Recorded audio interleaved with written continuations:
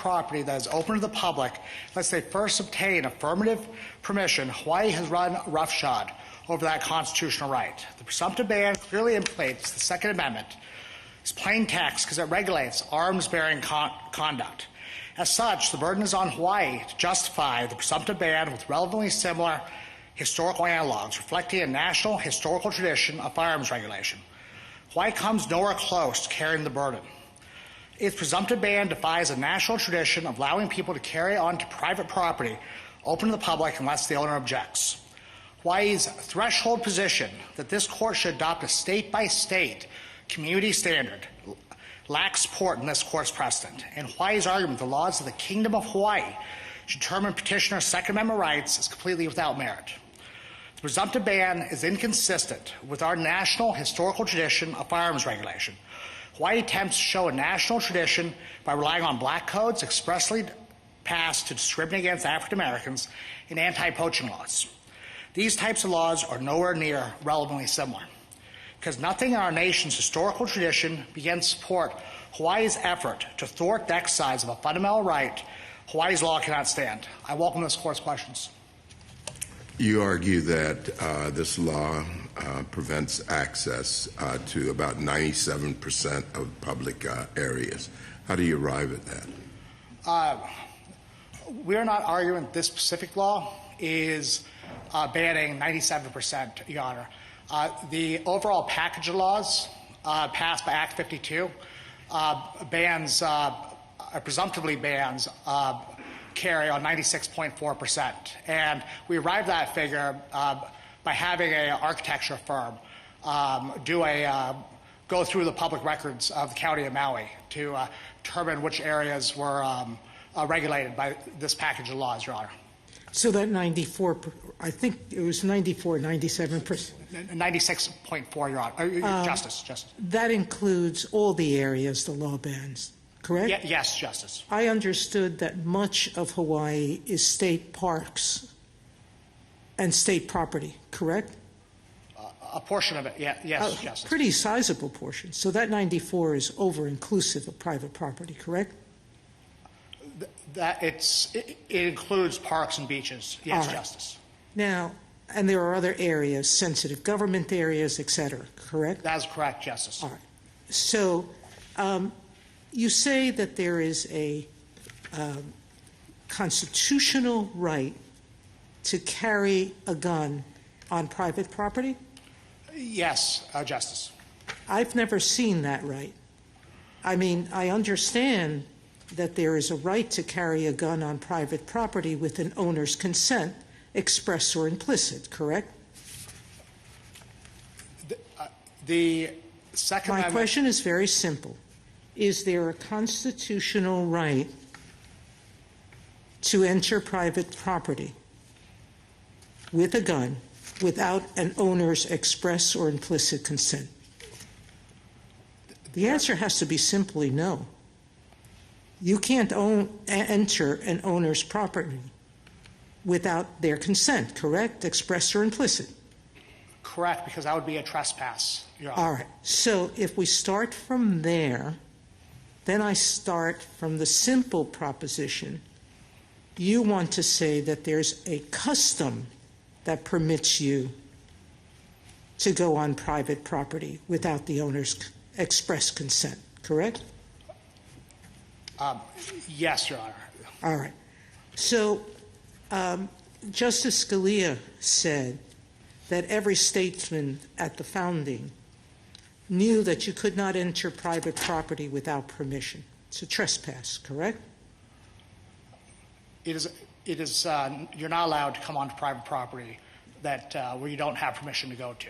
All right. So if we're looking at a custom, I thought under McKee, Justice Holmes looked for evidence, quote, that a practice had prevailed in Missouri where the suit originated.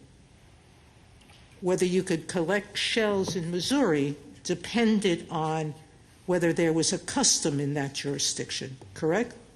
The custom of the nation is what McKee holds, Your Honor. And it didn't. It looked at the custom of Missouri where the suit originated. McKee specifically talks about the laws of a nation as being what's dispositive. McKee, Justice Scalia did in Hardeen's, but the McKee, Justice Holmes, wasn't talking about the tradition of the nation. He was looking at whether the tradition of Missouri permitted people to go onto land to collect seashells. I have to disagree. The words nation appears in that. It looks at. All right, well, I'll look at it more closely. But at the time of the founding, or about the time, 71, 1721, 1722, up until the founding, there were at least 3 states who prohibited hunting, as you called it, or trespassing on private property with a gun, correct? So there was not a uniform national practice. There was, Your Honor, of carrying on private property that's open to the public. Every case that every law that you're citing to deals with prohibitions on enclosed lands. And enclosed lands, there was those laws deal with the enclosed lands were closed to the public. Not necessarily. Look at Mount Vernon, where George Washington lived. There was a county shop there. By definition, if that's a closed land. Enclosed lands, I'd reference the amicus brief of the United States. They reference a law review article by Sigmund, and it goes into express detail that enclosed lands were closed to the public. Counsel, do you agree, picking up on that Hawaii could pass a law that prohibited the carry without the express consent of the owner on lands that were closed to the public, on private residences? I do not, Your Honor. Really? So I couldn't, Hawaii can't have that law about, my house or Justice Gorsuch's house? Step 1 of the plain text would be implicated because we're talking about carry. And then Hawaii would need to justify that with a national tradition. And even assuming the 3 laws, I don't think 3 laws is sufficient to demonstrate a national tradition. So but do you agree that all of the business owners and maybe also private property owners in Hawaii could get together and say, we don't want this, and they could not give consent? Let's say the law is flipped. It says it's illegal to enter if you have been denied permission to carry a gun on the property. You agree that all property owners could get together and say, we're denying permission, and they could put such placards up in their window, and then you would still not be able to carry a gun on 97% of the property in Hawaii? Yes, Justice. Every private property owner has the right to affirmatively put up a sign or otherwise not give permission for people to enter property with a firearm. The crux of our argument is that Hawaii has flipped that historical default from them having to affirmatively say guns are not allowed here to the current law. But I guess my question is, isn't that historical default that you're referencing really a default that is rooted in property law and not constitutional law, not in the Second Amendment? I mean, the argument that some have put forward is that this is really a property case, not a Second Amendment case. Yes, it is about guns, but the argument goes, what's really going on here is how states treat a private property owner's consent under circumstances in which everyone agrees that consent is required. You just agreed that consent is required. And so, fine, there are many states, and perhaps even most states, that say we're going to imply that a property owner who opens his property to the public is giving consent for people to carry a gun. Hawaii has said, no, what we're going to do is we're going to say, even if you've opened your property up to the public, you still have to have express consent. We are not going to make our property owners put up signs or be the one that has to affirmatively express. The person who comes on has to have consent, as everybody agreed, and in Hawaii, that consent is expressed. Why isn't that and all the cases that speak to it in the historical record really about the property interests and property rights and not about the Second Amendment? Because here the law at issue implicates arms-bearing conduct, Your Honor. But that doesn't mean it implicates. What I'm suggesting is that it might affect right? And the United States was here just last term talking about how you could have rights and regulations that affect someone's interests, but they actually don't implicate their constitutional rights. And so here I'm saying, yes, gun owners are going to be affected because the property owner says, no, I don't want you to bring your gun on unless you come to me and I give you express consent. But that doesn't mean it implicates their Second Amendment rights for the purpose of Bruin. Well, in Bruin, the court said that there's a general right to carry. A general right to carry on public property. No. Justice Barrett just explored with you the fact that you don't have a general right to carry on private property. It's a right to carry in public, Your Honor, not right. a right to carry on public property. But you do agree that there is no right to carry on private property without the owner's consent, right? Here, the Second Amendment is implicated, especially when anywhere you carry in public. And here, this lawsuit, it deals with private property that is open to the public. I understand, but what I'm suggesting is that suppose this lawsuit dealt with someone's house and it's not open to the public. Do you concede that there is no Second Amendment right to carry a gun into someone else's house? I do not, Your Honor. You do not? I do not. You still be dealing with carry.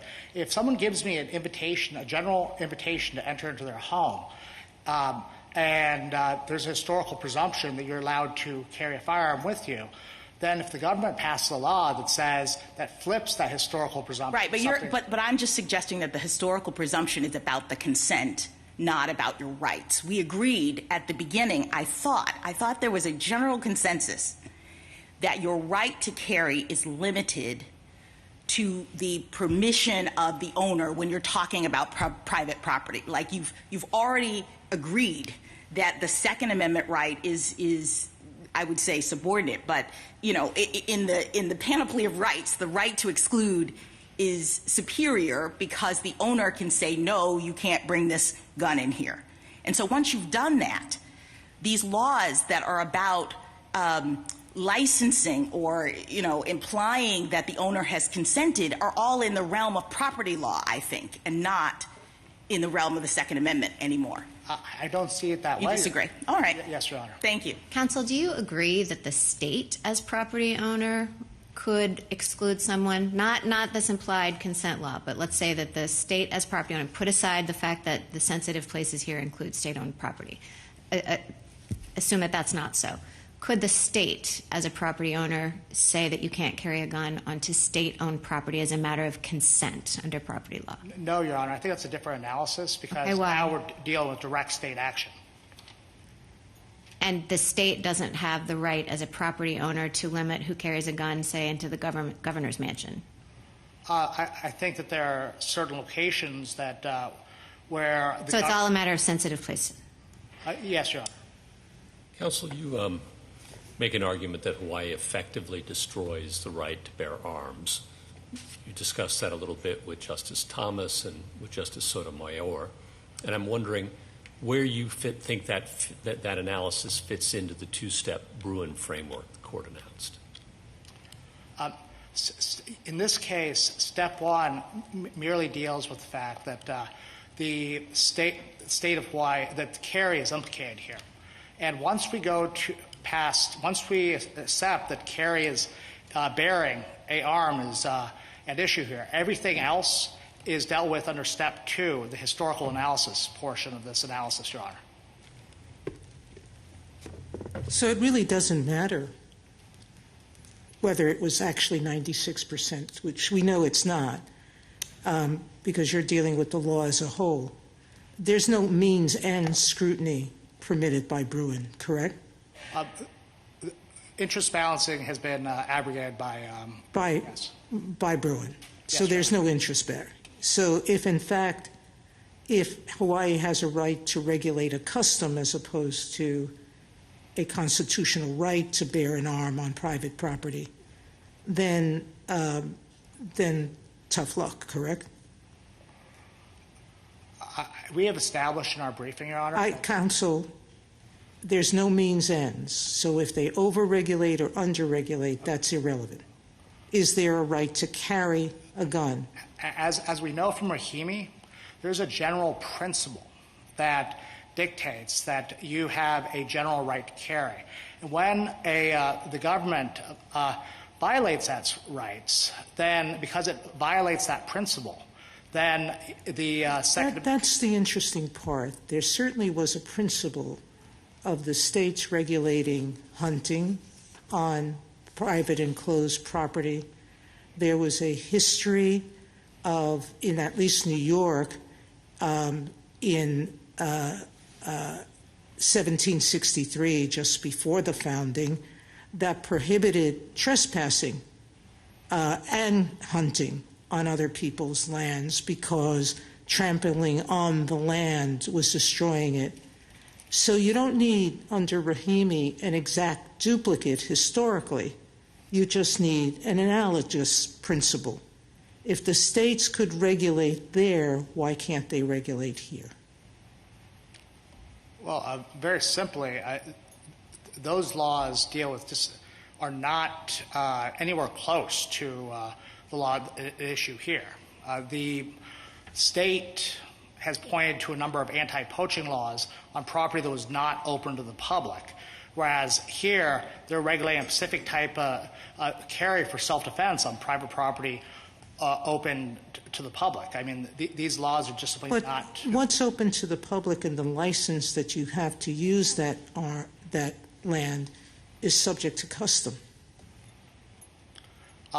It's subject to a national tradition that we had at the time of the founding, Your Honor. It's not, a specific custom that exists right now. If means and ends is not a part of our equation, I don't understand what pertinence that has. Because in order to do the Bruin analysis, we look to see whether a law is implicated by the Second Amendment right. Then we look to see what the historical tradition was in this country. But that seems... I'm sorry. If you could regulate to not trespass, trample the ground, if you could regulate not to hunt, if it's not means and ends, why can't you regulate simply to switch a presumption that gives the owner the right it has to give you express consent to say yea or nay to carrying the gun? Well, for two reasons, because that violates our nation's historical tradition of firearms carry, and two, it violates a principle that... But we didn't have... Also, I see that your red light is on. Yes, Your Honor.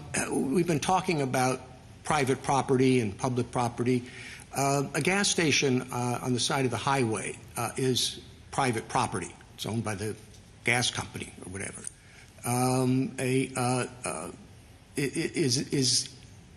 Do you assume that you have the right to go on that private property even without any express permission? Yes, Your Honor. Even though it's private property? Yes, absolutely, Your Honor. Is it a different analysis or the same analysis when you're talking about a dwelling along the side of the of a road?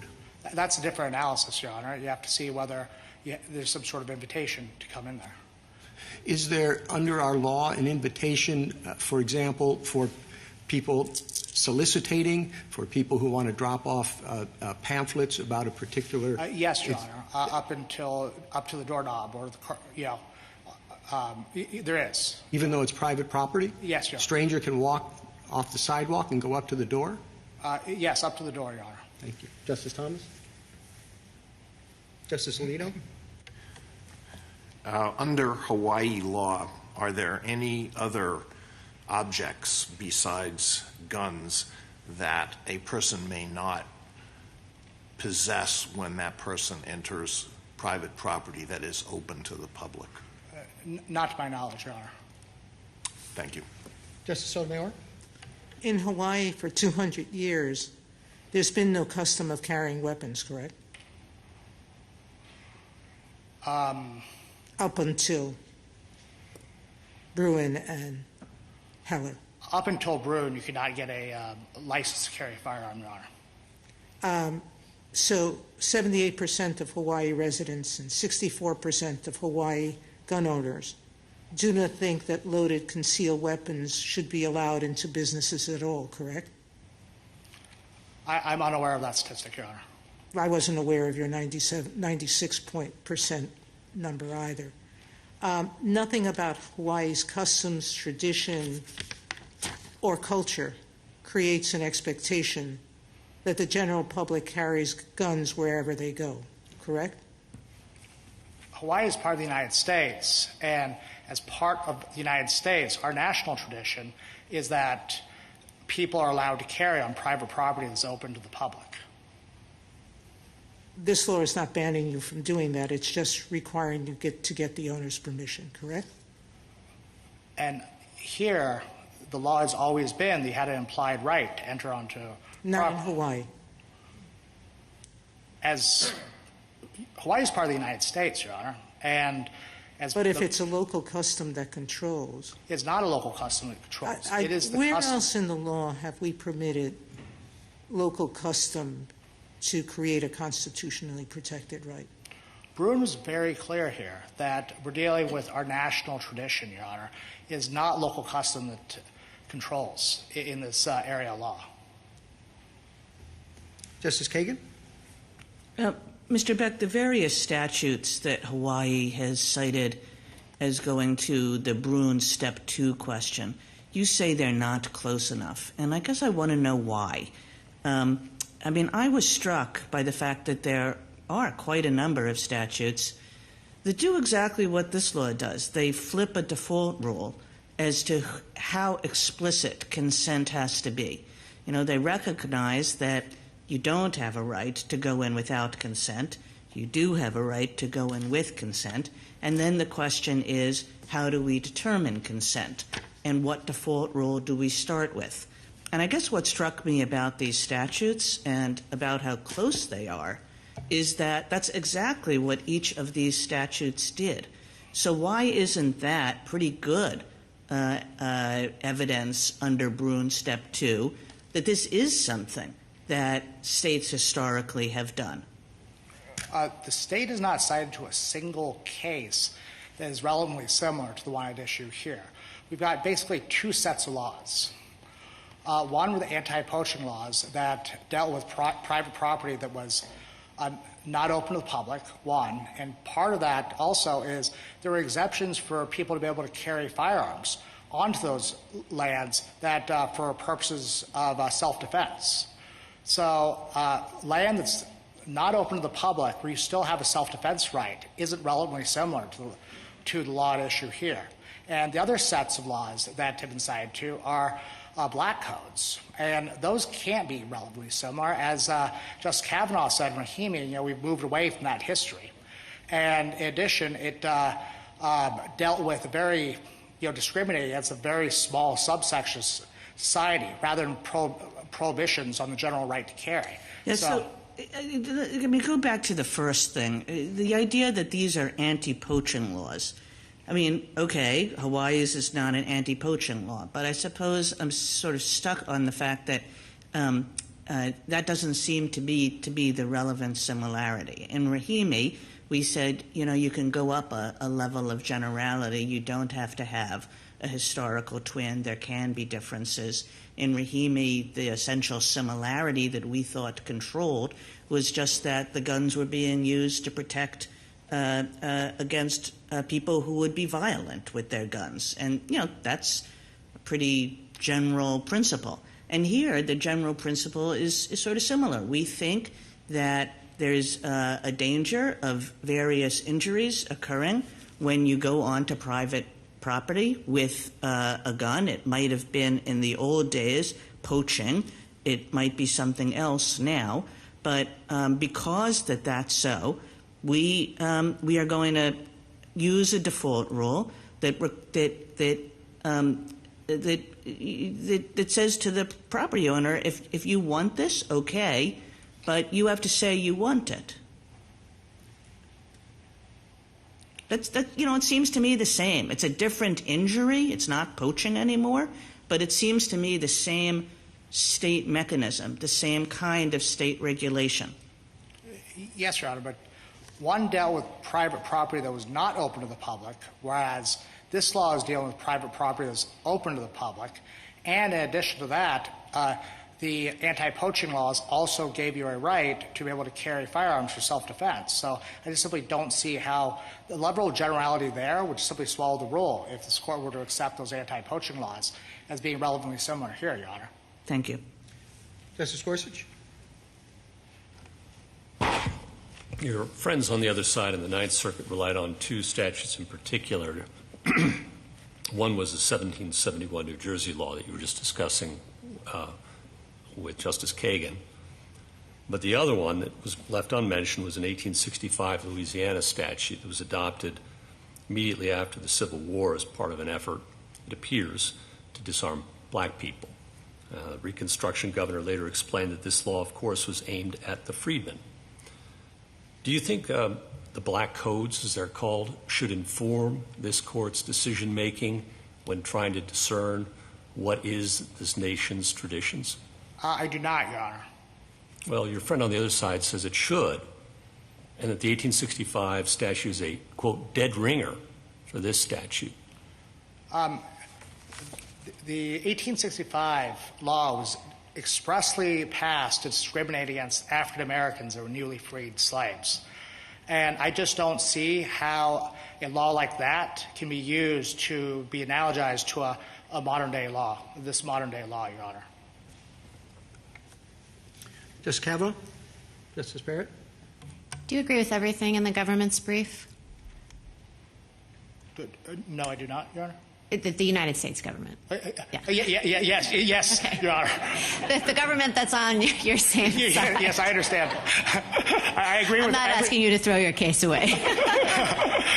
I fully endorse the United States brief, Your Honor. Okay, and then I just have one clarifying question. When Justice Kagan was pressing you on the analogies between the anti-poaching laws and Hawaii's law, one of the things that you used to distinguish it was that the anti-poaching laws applied to private property, and these applied to property that's open to the public, albeit private. But I thought you had initially told me that Hawaii couldn't do this with respect to property that was like a dwelling, a private residence either, that was not open to the public. Well, what I'm saying is that that would simply, that's a different historical analysis, and if they were to muster enough historical analysis to justify the law, that might be true. I just don't think that they've developed enough history on this record to be able to justify that law, Your Honor. Justice Jackson? The Chief Justice asked you about a gas station on the side of the highway, which is private property, it's open to the public, and you said that we presume that a person can go in under those circumstances. Is that right? That's correct, Your Honor. All right. I guess what I'm positing is that the reason we presume that a person can go in is not because they have a constitutional right to go in under the Second Amendment or anything else. The reason we presume they can go in is because property law implies that a gas station owner who has private gas station and opens it to the public has consented for people to come in. So it really is a function of property law and the extent to which the consent is being implied or, expressed, and the state law governing that, right? I mean, it's not, you don't have a right to go into private property. You're only there because the owner has either implicitly or expressly consented. You have a constitutional right to carry your firearm onto that specific gas station. You do.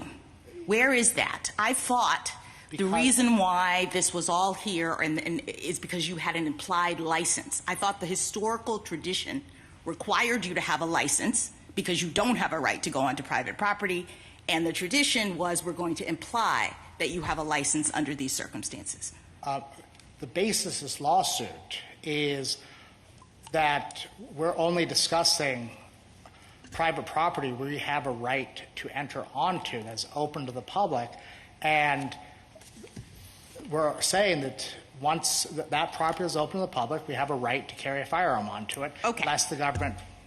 Okay, I think I understand.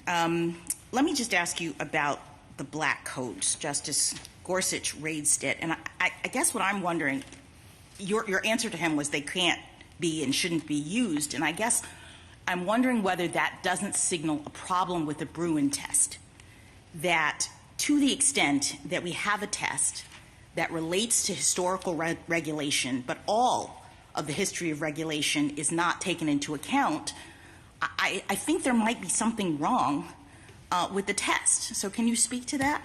There's nothing wrong with the Bruin test, Your Honor. Just on a fundamental level, the black codes can't be used because they dealt to discriminate against a small... No, I understand why you're saying they can't be used, but it's because we've moved away from that history, not because that history didn't exist.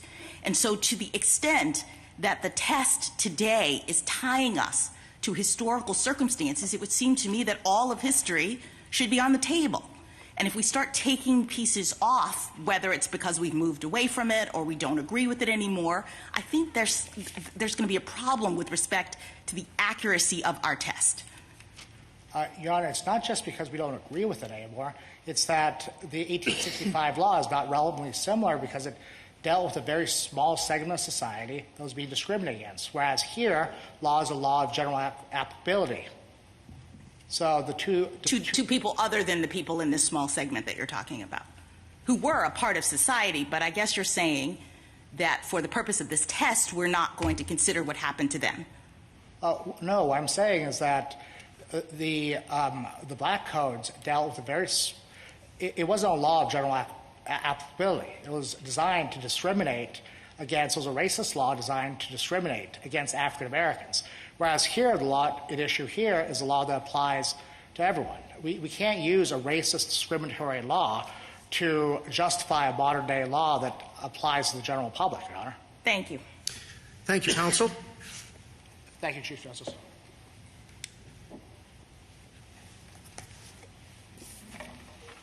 Ms. Harris? Mr. Chief Justice, and may it please the Court, Bruin held that states can't refuse to license public carry. Hawaii can't gut Bruin by presumptively banning everyone licensed to carry from doing so at retail establishments or other private property open to the public absent the owner's express consent. That novel law offends our history and tradition. First, pretextual restrictions are by definition unconstitutional in why they regulate. Here, the law's text belies Hawaii's claim to protect property rights. Hawaii subjects just one right, the Second Amendment, and one class of people, the people Hawaii had a license to carry after Bruin, to its presumptive ban. Hawaii lets everyone else, including target shooters and hunters, bring firearms, machetes, and other things absent the owner's objection. Second, pretext aside, Hawaii can show no tradition behind its law. Its best analog is an unconstitutional black code. That's because, from the founding, the tradition has been that opening property to the public authorizes carrying. I welcome the Court's questions. What's your best support for what appears to be your argument that a pretextual regulation is per se unconstitutional? I would start historically with Blackstone and the meaning of the word infringed in the text of the Second Amendment. If you look to Blackstone, which is one of the main sources underpinning what the pre-existing Second Amendment right meant, the canonical example of a law that burdened impermissibly the right to bear arms was the English game laws, which under the pretext of trying to preserve game were designed to prevent commoners from hunting. And we know that was one of the animating premises of the Second Amendment from people like St. George Tucker, from Justice Story. And again, the very meaning of the word infringed in the Second Amendment shows this is part of the history and tradition underlying the analysis that you're suggesting, Ms. Harris, is this part of the Bruin test, or is it something separate from the Bruin test? It is part and parcel of the Bruin test. It goes to why the law is regulating the way it does, in Bruin's words. Or in the word of Rahimi, it goes to whether there's a permissible reason. It helps you tell whether the analog is really You're analog. on step 2 of the Bruin test. You think about pretext. Is that what you're saying? I think that's fair because step 1 is, are you regulating arms-bearing conduct? And so one of the parts of whether you tell, is this part of the history and tradition, and are the potential analogs really analogs, is you say, why is this modern law regulating the way it is? And if it's pretextual, by definition, you're not going to have analogs because there is not a history and tradition of pretextual laws that negate the right. Why do we need to make it? Oh, go ahead. Mostly in our constitutional law. I mean, there are exceptions here and there, but mostly in our constitutional law, we've steered clear from trying to evaluate motive, purpose directly. You know, we create rules that maybe are meant to ferret out bad motive, but we kind of think it's a bad road to go down if we're going to ask about every state's, whether the state is acting pretextually in doing one thing or another. And I'm just wondering why we would have a different thought with respect to this right. Because respectfully, that's not our position. We're not saying think about what's on people's minds. If you have bad motives, it's bad law. What we're saying is look at the text and see if there is a fundamental mismatch. If the law is gerrymandered textually, which is the case here, in such a way that belies the assertive motive. So that is familiar. That seems fair, but then it seems as though that's classic means-end scrutiny. You know, look at over-inclusion, look at under-inclusion. Is the state really regulating what its interests would suggest ought to be regulated? So that's means-end scrutiny, which I thought Bruin was supposed to get us away from. So 2 points on this. Respectfully, no, we don't think so. We think Justice Churchill-Lukumi in the First Amendment context is a case about pretext and not sort of means-ends. It's about how do you tell from the text of the law, is it gerrymandered in an impermissible way? That's what we're asking for here. And the Second Amendment, of all places, in terms of history and tradition, is where this test would apply. Because, again, the original meaning of the word infringe in 1791, and I would point you to the Daniel Slate article on this, infringe, what included the Blackstonian concept that if you are regulating for a pretextual purpose that is belied by the design of the law, that is a classic means of infringement. Why are we making it complicated? The text of the Second Amendment covers arms. Part 3 of Heller says that means what it's, Heller says it means what it says what it means. Part 3 of Heller says there are certain exceptions to that or contours on that which are rooted, but they have to be rooted in history.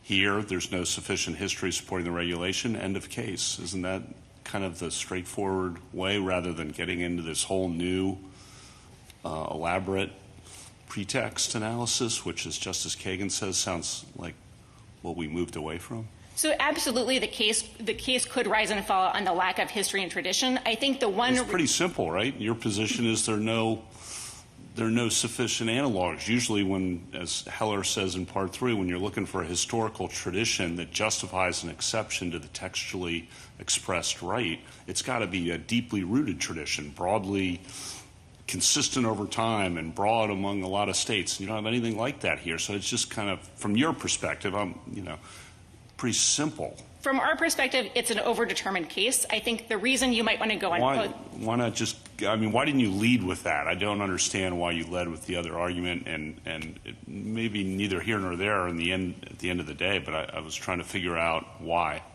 I think 2 reasons. One is because it would be a shame, I think, if the Bruin inquiry discounts the idea that, or just doesn't account for pretextual laws, given how rooted how antithetical they are to the history. What do you mean by pretext? Because a government often will look at one of our precedents and say, well, we don't agree with that precedent, but we want to regulate right up to the line of that precedent. There might be some gray area there. I mean, we don't call that pretext every time when a state government does that in the First Amendment. No, and I understand. I don't want to fight this too hard because I think we are in agreement that this is an easy case at the end of the day, and every single way you look at it, there's no history and tradition. Ms. Harris, on that, moving to that, there's been some suggestion that this is just, redefining property rights and has nothing to do with the Second Amendment. And, of course, we don't allow governments to redefine property rights in other contexts that would infringe other constitutional rights. I'm thinking here of the Takings Clause in Tyler versus Hennepin County. But I'd like you to respond to that argument. That is exactly correct. In no other context could you say that there's an exemption to constitutional restrictions just because you're trying to redefine the laws of trespass. The state cannot. And the First Amendment's another example beyond the Takings Clause. I think Lamont, for instance, is on all fours. You could have very easily said in that case, no big deal. Federal statute is just flipping the presumption. Normally, the default rule is recipients of mail get the mail unless they say no. Just flipping the presumption. Now you don't get your mail if it's on a certain topic unless you affirmatively consent and send in a very easy-to-send postcard. The court absolutely rejected that reasoning in the First Amendment. Ms. Harris, can we just be a little bit more specific about the Second Amendment right that you say is being infringed here? This is the point that I guess I'm still stuck on, is whether or not in a world in which we all concede, and I think the United States is on board with this, that the Second Amendment yields to the property interests of a private property owner, such that the private property owner gets to consent as to whether or not you can carry a gun on his property. When we're in that world, what Second Amendment right is being infringed when the property owner says no, or when the state says the property owner's consent has to be expressed? So let me unpack that both in terms of the methodology and the ultimate answer. I think when you collapse the whole inquiry into a specific question of what happens vis-a-vis property rights, you're backing away from the Bruin framework. The two steps are, well, I am backing away because the Bruin framework only applies where the Second Amendment is implicated. And what I'm suggesting is that the Second Amendment right is not being implicated when the regulation is about the property owner's consent, the form of it. Can it be implicit? Or must it be express? In a world in which we've said that consent already takes precedent over the Second Amendment right. So what we're answering here is what is the scope of the right to publicly carry under the Second Amendment, and I don't think states can get out of constitutional scrutiny by trivializing what they're doing. But haven't you already agreed that the Second Amendment right yields to the property owner's consent? Of course, we're not saying that you override what property owners are saying, but what we're saying is when a restriction parts ways, when it redefines the concept of trespass to essentially say for this one category of people licensed to carry, you are no longer presumptively allowed to carry at gas stations. But you're only presumptively allowed because the presumption goes to the consent, not to your right. I understand. You're presumptively allowed because we're presuming that in this situation, the owner is consenting. And this goes back to the colloquy with Justice Gorsuch, which is when states are trying to redefine property concepts, that doesn't take them out of constitutional scrutiny. Quite the contrary, in both the First Amendment context and the Takings Clause context, the rule is when the states are departing from the default in a way that implicates other constitutional rights, they can't do that. The Takings Clause may be an outer limit in sort of what exactly states can do. But it would be, just the floodgates would open if the position were all that's going on here is just tweaking how you consent. Just think about, I think, in the First Amendment context, you would say, no big deal. You are now going from a world where candidates can go door to door and for campaign speech, but now you have to have a big sign in your yard that says, political speech welcome for someone to go in. Or in the Second Amendment context, Hawaii's same reasoning would lead to a rule that it's fine to ban tenants from owning guns in self-defense unless the landlord in the contract expressly consents to doing so. And I really think the concept that this is just tweaking consent elides the burden that Hawaii is imposing here of presumptively banning open carry, banning public carry. Thank you, Counsel. Justice Thomas, anything further? Justice Alito? Would you explain why the anti-poaching laws that Justice Kagan was talking about are not, in your view, an appropriate analog? Absolutely. Those poaching laws, as the Sigmund article and other sources and the text of the laws themselves exemplify, show the opposite of the tradition Hawaii is trying to show. They show that for property closed to the public, the people have taken steps to enclose for improvements to protect the fields from being trampled by hunters. For that special category, there were laws that said you have to get affirmative consent, sort of like Justice Barrett's questions about do you need affirmative consent to go into dwellings. The rule for other property open to the public, open fields, was the exact opposite. There's a conscious decision at the founding, because hunting was an incredibly important issue, that if you did not enclose your lands, it was an open invitation to carry, and that's consistent with the tradition at the founding of public carry that the NRA amicus, for instance, details. The idea that Hawaii's law is a relevant analog would just take the level of generality to just justify the opposite of the tradition. It would have been profoundly disturbing to the founding generation to hear that in order to travel at inns or taverns or anywhere else, people commonly carried arms, that they had to get the affirmative consent of each sort of tavern and hope that they weren't trespassing if they were traveling and their carriage had to stop somewhere. In order to determine whether an analog is adequate for Bruin purposes, is it possible to disregard how do you choose the level of generality? What is the principle that tells you what is the relevant level of generality? I think here the relevant level of generality does revert to some the property law concepts. If you're talking about property open to the public, the relevant comparator is property open to the public because there is a relevant common law tradition of certain permissions that go there. And when the state is essentially presumptively banning or switching the tradition, I think that is an issue. So I think that's relevant. And to disregard the clear text of these statutes, which are focused both on property, that distinction between property closed to the public and open to the public, and the specific question of hunting, would allow you to abstract out everything. That's the same thing the court rejected in Bruin, that just because some places, for instance, might be sensitive places, every place could be a sensitive place on the same reasoning at too high of a level of generality. What do you think is the purpose of the Second Amendment right? The purpose of the Second Amendment right is to allow citizens to bear arms for self-defense and other lawful purposes. And other lawful purposes. Yes. Not just self-defense. Did Heller say that? I don't think Heller excludes it, and I don't think the court has to decide is it self-defense and other things, but it would be, again, sort of strange to think that you cannot use arms for any other purposes when the founding generation considered arms important not just for self-defense, but, for instance, for making sure that people were proficient in arms to be able to defend the country. So I don't think that there is sort of necessary, but I don't think the case presents the question. Do you think it's possible to ignore the purpose of the Second Amendment in determining the level of generality that's appropriate? I think that it depends on the case. For this particular case, I don't think the court has to resolve it, because the point here is Hawaii is saying its law is supposed to protect private property rights, and it's essentially trying to negate people's right to publicly carry everywhere. Justice Sotomayor? There's been a number of church shootings recently. Does the state or the federal government, is it bar from saying you can't go into a church without a gun, without the owner's permission, the church's permission? Is that illegal? The answer to that question would go into the sensitive places inquiry, which is different from this case because that is sort of place specific. So the question would be, is there a history and tradition of allowing restrictions on people carrying in churches? I suspect there isn't. So I suspect, I could be wrong, I've never read about that, but if we're not looking at property rights and a government's right to regulate a presumption, then what would give the government the right to think that flipping the presumption in that case is reasonable? Again, I just think as here, where most property owners for 200 years didn't carry weapons in this state without an owner's consent.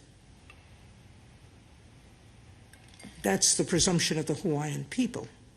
So 2 points on that. One, with respect to the presumption of the Hawaiian people. As petitioner notes, there is no Second Amendment for every single state in the Union that's different.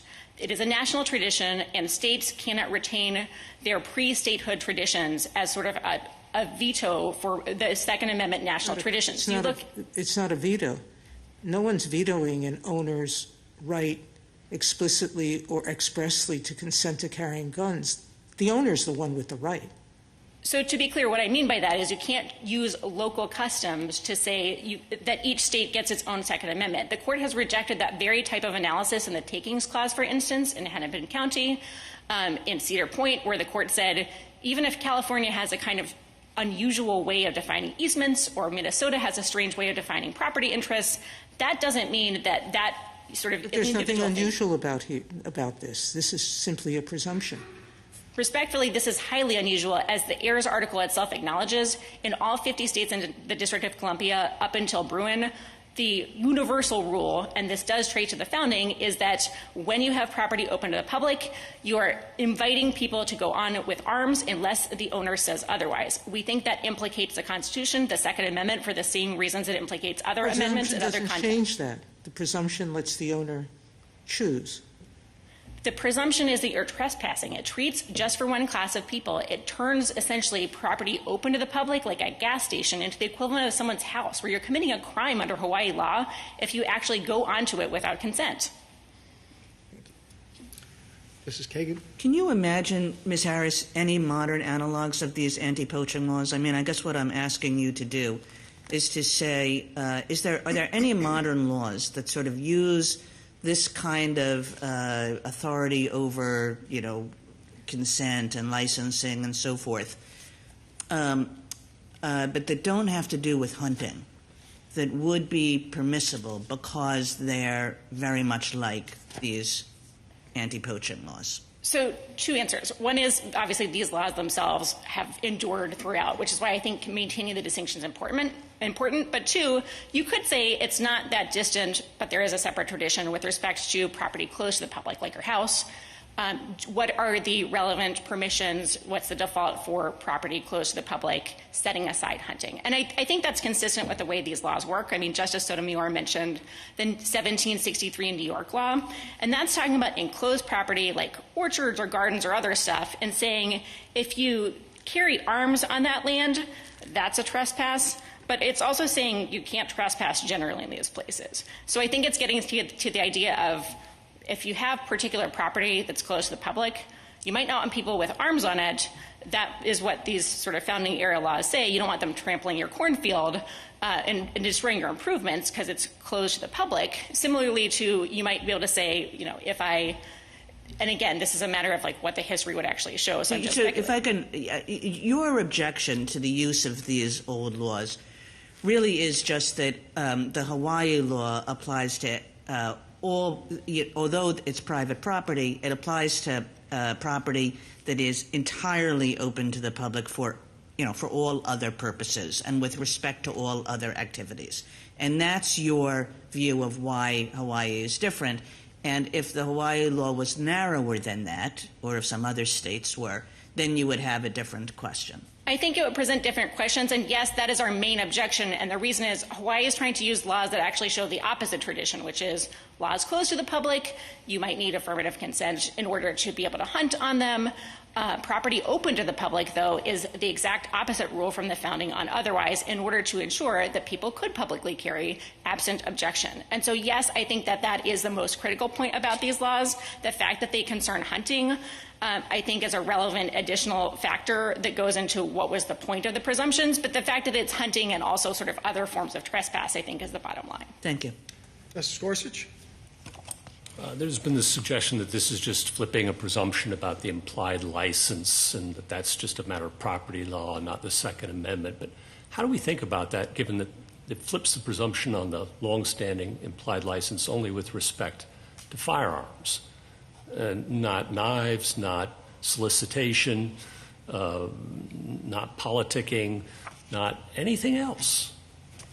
That's exactly right. I think there's two ways to think about it. One is we do think that that makes it much more like the kind of pretextual laws that the founding generation thought were anathema to the Second Amendment, because you're singling out a particular right in a particular group who's committing trespass when everyone else isn't. But two, just going back to this concept, you can't just say, you're tweaking how to give consent and you're out of the Constitution. When a state is saying you're presumptively banned, you're committing a crime unless you get consent, that is a much bigger deal than just sort of tweaking the edges of property law. And in no other context has the court said, no big deal, the Constitution doesn't apply, this doesn't even implicate the relevant constitutional inquiry. What are the implications? Hawaii allows oral consent to be sufficient. California had a law requiring a posted sign. The Ninth Circuit struck that down while allowing Hawaii's law, but I'm not sure I understand the distinction between the two. Why couldn't a state require affirmative signs?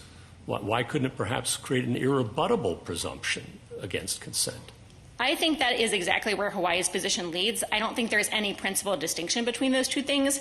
And again, it's not just sort of, is it easy to get one person's consent? How hard is it? That's kind of interest balancing at the outset.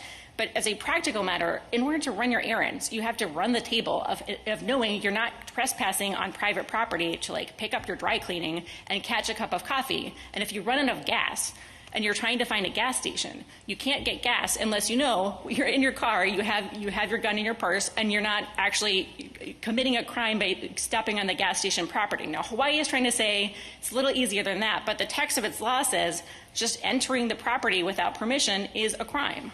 And then lastly, there's been some discussion about the black codes, and maybe they should be relevant, and maybe we really should consider them as significant here. In fact, they're a dead ringer. Thoughts? It is 2026, and it is somewhat astonishing that black codes, which are unconstitutional, are being offered as evidence of what our tradition of constitutionally permissible firearm regulation looks like. Those laws are dead ringers only in the sense that this law, too, is an unconstitutional pretext. The black codes were offered, as you mentioned, by states before their readmission to the Union. It is not an indictment of the Bruin framework to say that unconstitutional laws do not count in illuminating a valid tradition.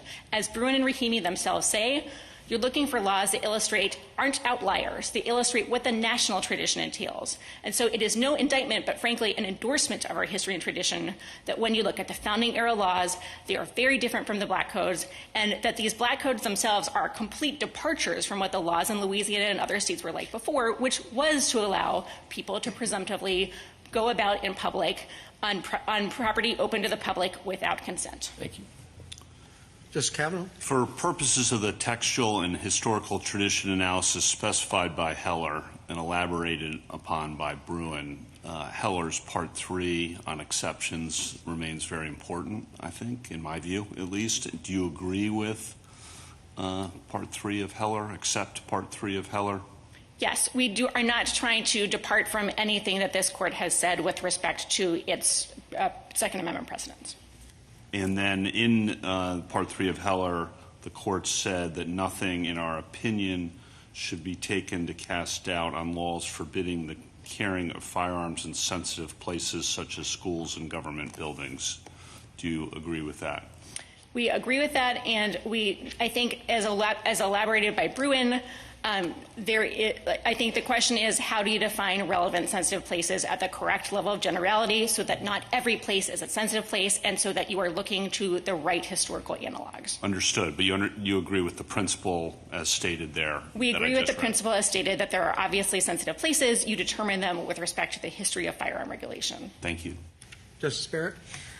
Mr. Harris, I'd like to talk about the relevant analog in these anti-poaching laws. And one question that I have is along the same lines as Justice Kagan, which is when you're thinking about these anti-poaching laws, you're thinking about a problem that arose at the time. So at the time, poaching was a problem, and so legislatures enacted this regulation to address the problem.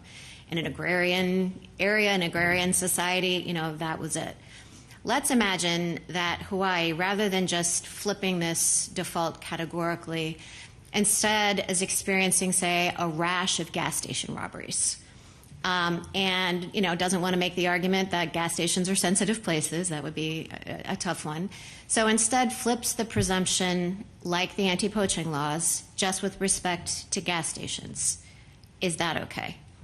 Not okay, and it still runs up in the basic distinction that we're seeing, which is when the history and tradition is for the type of property open to the public, to have an implied license to go into the property, when the state is trying to load the dice, when it's trying to say you generally can't go there, it has to point to relevantly similar analogs that are doing the same for the how and why. And the anti-poaching laws, it's not just that they're about hunting, it's about that they're this specific part of land. It's almost like they're the exception to the general rule that on property open to the public, you can generally carry, on property closed to the public, how do you know that's the relevant distinction? I mean, it could just be that, well, that is an incidental of the problem. I mean, that just happens to be where the problem of poaching arose, which was on enclosed lands, because those are the people who were trying to protect themselves from poachers. But, I mean, there might have been poaching on open lands, too. And then the legislature might have responded differently. I think this is this problem of just because the legislature didn't address a problem because it didn't exist at the time, why does that mean that the analog ties the legislature's hands now? And I think the answer is that is you look to the broader articles and I think history of what was going on with the anti-poaching laws. It's not that, poaching on or hunting on lands open to the public wasn't a problem. It was actually, at the founding, it was a hugely politically salient and highly debated issue, so important it was in state constitutions, that this was a sort of elemental distinction to the founding generation that's carried on our property law, that property open to the public is not, you're not trespassing if you're hunting on that land. And property closed to the public, you want to protect the improvements, and so you are allowed to restrict it by changing the rules so that you have to affirmatively consent. And I think you know that from the laws themselves, actually. I think the laws themselves make that distinction. I point you to the New York 1763 law, The 1771 New Jersey law is of a piece with that, and the Sigmund article is sort of canvasses the history, but I think this is not just, well, it's sort of strange they were focused on this particular type of land, what do you draw from it? It is, they were extremely focused on this because it was a huge political topic. Okay, but Ms. Harris, then that raises this question for me. In footnote 1 of your brief, you say this case does not concern property closed to the public. So the court need not address state laws that prohibit carrying a firearm into a private residence without the owner's affirmative consent. But both you and Mr. Beck are drawing this distinction in the anti-poaching laws between property that is open to the public and property that is closed to the public. So I guess I don't understand how, if you win this case and we do the history and tradition analysis and you win, how is the court supposed to distinguish that analog in the way that you're proposing we do without deciding this question you tell us we shouldn't be deciding? Right. So I think two things are important. One is when you're deciding whether the analogs are on all fours, it's inescapable, and it runs throughout the position that there are different permissions, different common law traditions applicable to property open to the public and property closed to the public. I don't think that is a complete answer, and the reason we're saying it's just not presented is it's not the question presented. To whether property closed to the public, what the range of permissions is. For instance, if I invite someone to my house, what is the tradition with respect to that? So maybe the state could flip the presumption in the way Hawaii has done here, but just with respect to private residences? Mr. Beck said no to that. We're leaving that open because we're thinking of this as, again, different property traditions, and so they would have to show a relevant history and tradition. Again, I think that would be likely easier for them because the rules regarding property closed to the public have always been different than property open to the public. Okay, last question. On your broader argument, you state the rule pretty broadly. I'm looking at page 11 of your brief. You say a law is per se unconstitutional if it broadly prevents ordinary Americans from carrying protected firearms in public. Who is an ordinary American, and why? Kind of throughout your brief you use that formulation, but as I recall in Heller it says ordinary law-abiding Americans. Why not the law-abiding, and what is an ordinary American? I don't think we're trying to suggest any difference between ourselves and Heller and our position here. I think we're frankly using it as a shorthand. Okay, thanks.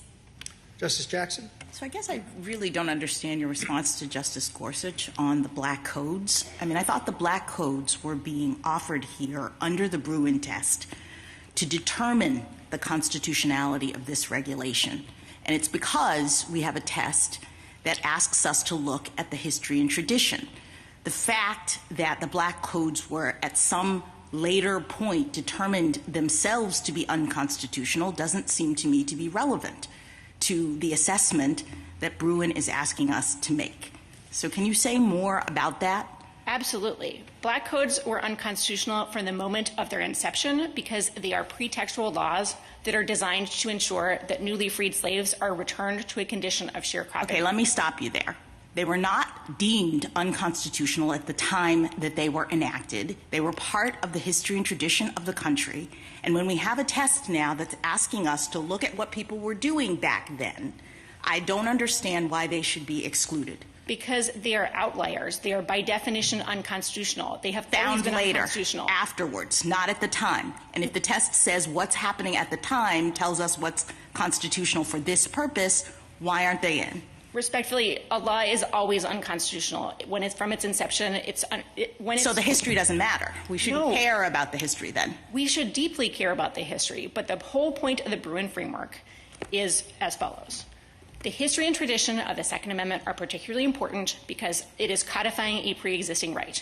To figure out in sort of common law fashion what the national history and tradition are, you throw out outliers. And I can think of no greater outlier than blatantly unconstitutional laws that flipped what had been the tradition in states like Louisiana.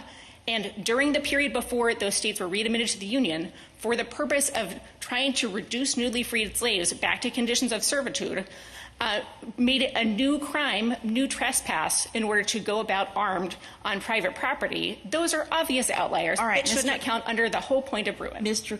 Katyal will address it. I just have one more question. I'm trying to understand whether there is a Second Amendment problem in the following circumstance. So what if a state that's trying and hoping to dissuade gun rights, so it fits your view of like a state acting in a pretextual way, passes a law providing for free no-gun signs to every business, And they're really very invested in this, so much so that their law offers to send these signs to every business, offers to send someone out to put the signs up at the business owner's request.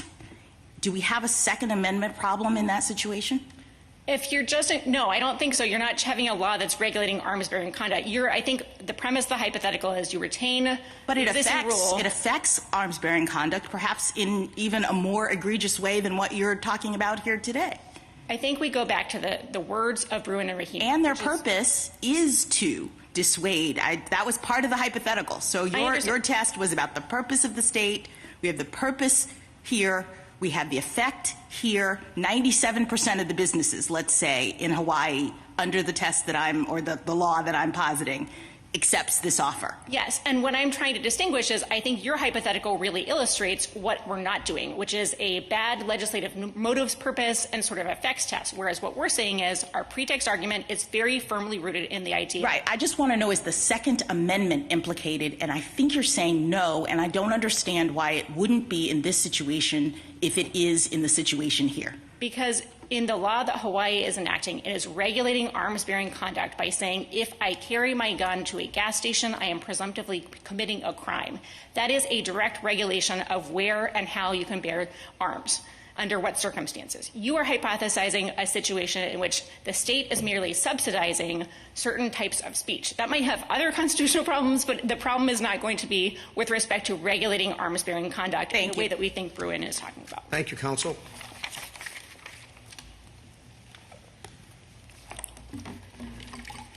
Mr. Contio. Thank you, Mr. Chief Justice, and may it please the Court. This case is about two fundamental rights, the right to bear arms and the property right to exclude. And there's lots of agreement among the parties about how those rights interact. Everyone agrees there's the right to carry on private property if the owner wants guns on his property. That was elicited by Justice Sotomayor to my friends. And everyone also agrees there's also no such right if the owner doesn't want guns. The only question is whether there's a Second Amendment right to assume the owner wants guns on his property when he's been silent. There is not. There is no constitutional right to assume that every invitation to enter private property includes an invitation to bring a gun. The Constitution protects the right to keep and bear arms. It doesn't create implied consent to bring those arms onto another's property. At bottom, that is petitioner's theory, and yet they have zero support for this. Zero support from the founding or for the next 200 years. No treatise, no commentator, no court. Not only is there zero affirmative support, it runs counter to our traditions of implied consent. From the founding and Federalist Paper 45 on, states have used law and custom to clarify the rules around consent. In some states, it's natural to say when a homeowner invites you in, they're fine with you bringing your gun unless they say otherwise. But in others, it's pretty obvious that if you bring your gun to someone's house, you have to ask. And the same is true for stores. In some places, it's reasonable to assume guns are welcome. In others, it's pretty clear an invitation to shop is not an invitation to bring your Glock. It's reasonable for a state to clarify these defaults, passing laws that say you can assume consent absent permission, or, as here, that you can't assume it. The Constitution permits this type of democratic flexibility in states functioning as laboratories. Before rigidly constitutionalizing one type of property default rule, this Court should insist on at least some evidence that the Second Amendment so requires it. I welcome the Court's questions. Are there any other constitutional rights that you could place on which you could place similar limitations? Sure. I think the general proposition of the law is that property rights, are open to the public. Always add that part. We're not talking about private homes. We're talking about restaurants. We're talking about malls, things like that. Yeah, so I do think, first of all, I do think they are talking about private homes. That's what I think ultimately my friend conceded to Justice Barrett earlier in the question. I thought he made the distinction between private homes versus private property open to the public as opposed to closed to the public. Justice Thomas's brief made that distinction, but at least as I understood what he was saying at argument, that his rule would apply even there. And I think this is what's so dangerous about his rule, because he's saying, look, As long as something has to do with guns, then we go right to Bruin step 2, where the burden is shifted. Well, that's, I'm not going to argue that point, but I do want to know if there are other constitutional rights in similar circumstances on which you could place similar limitations. I do think that there are. I think here, this case concerns guns, but sometimes, like, for example, this court's decision in Breard recognized for some First Amendment restrictions, you could have a change in the default rule, and that was understood as constitutional. Here, we're just following the So long... suppose there were a state that said, we're going to flip the default rule so that you cannot leaflet in shopping centers unless you secure permission first. Yeah. Would that be constitutionally problematic or not? The problem there is that oftentimes in the First Amendment context, the First Amendment rules are different than the Second Amendment because they forbid content discrimination and viewpoint discrimination. And a leafleting law often will have some sort of illicit thumb on the scale for a certain set of viewpoints, and so that's but like any leafleting for anybody. Yeah. So in that, on any subject. Right. In that circumstance, this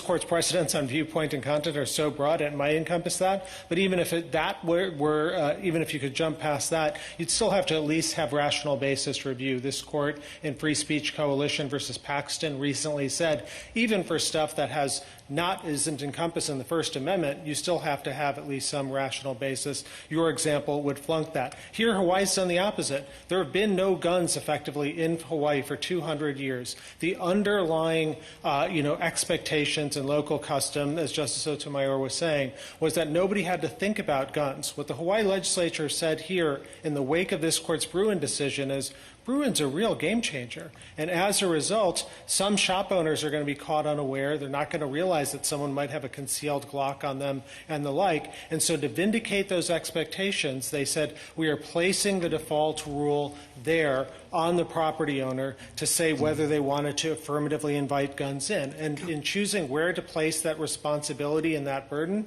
I think it's absolutely reasonable for the state to place it with private property owners whose consent is required.